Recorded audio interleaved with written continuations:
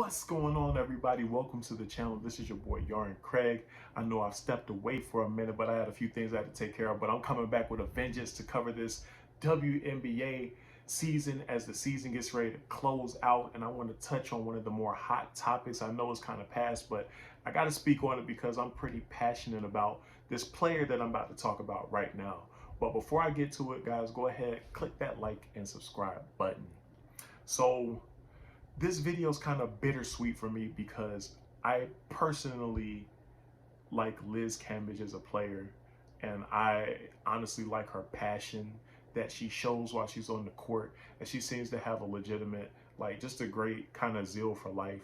But what we look at now, when we look at Liz Cambage, like as we look at her in that WNBA frame, we tend to look at her we don't tend to look at her as the basketball player Liz Cambage like we used to.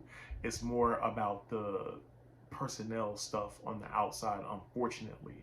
And if you guys don't know, she has just, I guess, entered a contract divorce with the Los Angeles Sparks a few days ago. And it's kind of been the whole buzz around the league like, oh man, this came out of nowhere. What happened? Why? Well, speculation says that she was not happy with the team and she just simply wanted out. There's rumors that it had something to do with, her possibly not getting along with her teammates, complaining about post touches and not getting the ball enough, and that she just had enough and said no more. That could possibly be the case, but let's just let's look at everything all together when we look at Liz Cambage. Like, hey, Liz Cambage, as far as the WNBA has gone, has been one of the most dominant post players that we've ever seen in the WNBA. But I don't have a problem saying that I ultimately think she's still heavily underachieved. So she was drafted in 2011, and up to date to 2022, she's only played 6 WNBA seasons. 6. Reason because she's taken a few hiatuses, with the longest being 5 seasons out of the league.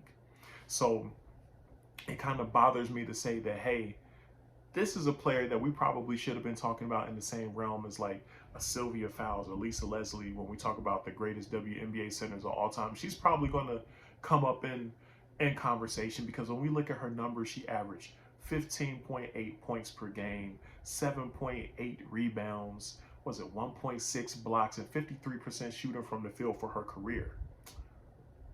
Ridiculous great numbers. So we're not going to sit here and flex and say her numbers don't look good. But if anybody has watched her play for the past couple years, probably like me, you're probably a frustrated fan when you see somebody with such skill and, dominating ability kind of fall off. And that's what I feel like we've kind of seen with her on the court a little bit. Now, honestly, I don't know where her career goes from here because I'm going to be honest. We got to take a couple things into context, and I'm not a Liz Cambage hater by any means. Again, I like her as a player, and I don't want this to sound like a hit piece or anything like that. But the Las Vegas Aces got better without her for a reason. Like they were very good with her, but they have a legendary offense without her right now.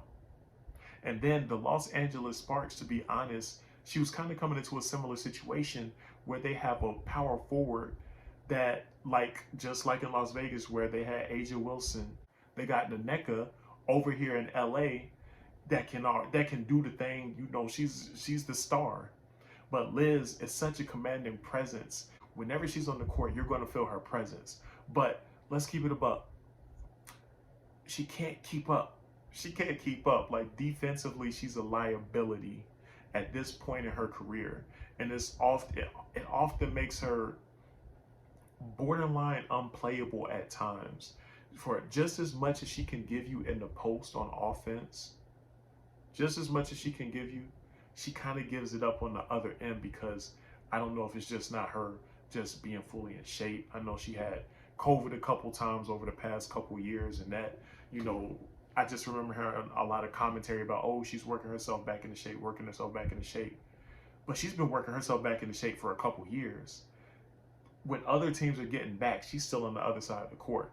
And what does not help this is that she's one of those players that complains about every single call.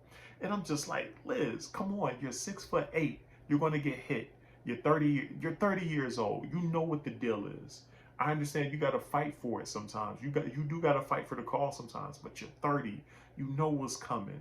You're a vet. You've been playing overseas and you're playing in the WNBA. You know what it is. You shouldn't even be stunting that at this point. You should just be going down on that block, and when you do get the opportunity to get the ball, just dominate. But it's just been an up and down case with her. This season, it's like, hey, this is not the Liz Cambage of past. Like the Liz Cambage of past, when I think of Liz Cambage and her hey, I think of that player that dropped that the league high 53 points in the game, and then followed it up with like a 30 point game like right after that. But of course, this was like 4 or 5 years ago now at this point. But that's the type of dominance that she's capable of, but she doesn't do it anymore. Also, we got to keep in mind too, she's surrounded by a lot of controversy that took place with that Australian team. When there was a scrimmage with the Australian team and the Nigerian team, apparently, it's not pretty. You guys already know. Apparently, she called some of the players monkeys, called them ugly, told them that they should go back home to their third world country. She ended up leaving the team, citing mental health issues, saying that she needed to step away. So Liz Cambage really this controversial figure. She has a lot of things surrounding her as far as just her career in general, where teams really have to weigh is like, do we want this potential distraction around us? Because unfortunately, as great as she is as a player, is she a distraction? Does the talent outweigh the baggage that comes with Cambage? That's what it boils down to. So I don't know if we're going to see Liz Cambage again in the WNBA. It's a toss-up. At this point, at 30, she may bounce and be gone for good. I mean, from what I hear, she's a good DJ. So I guess she's got her side career set up and she's got her OnlyFans set up. I don't think she can go back to the Australian national team. So who knows? We may have seen the last of her and her basketball career altogether, guys. But go ahead and comment below. Do you think this is it for Liz Cambage? Do you think that some people are happy to see her go? Because I've seen a lot of crybaby, people calling her crybaby and all this other stuff.